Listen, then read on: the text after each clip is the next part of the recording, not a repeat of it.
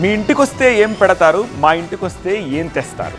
ప్రపంచ దేశాలతోటి వాణిజ్యం విషయంలో డొనాల్డ్ ట్రంప్ వైఖరిది.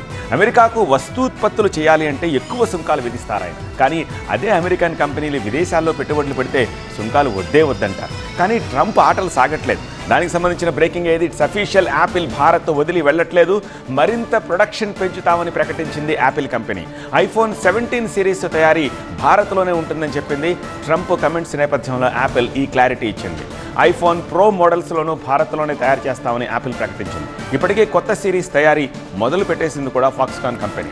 త్వరలోనే ప్రో మోడల్స్ తయారు చేస్తామని చెప్తోంది టాటా ఎలక్ట్రానిక్స్. భారత్లో ఐఫోన్లు తయారు చేయొద్దు అంటూ యాపిల్ కంపెనీకి ట్రంప్ అల్టిమేటం ఇచ్చారు.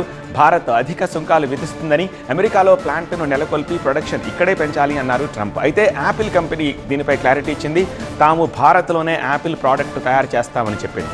మన ప్రభుత్వానికి కూడా ఇప్పటికే క్లారిటీ ఇచ్చేసింది.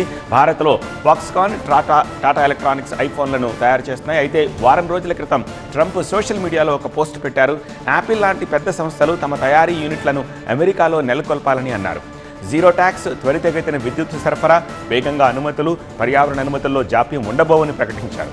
వెంటనే తమ కంపెనీలు పెట్టుబడులు పెట్టాలని కోరారు. అయితే యాపిల్ కంపెనీ మాత్రం భారత్ వైపే మొగ్గు చూపుతోంది.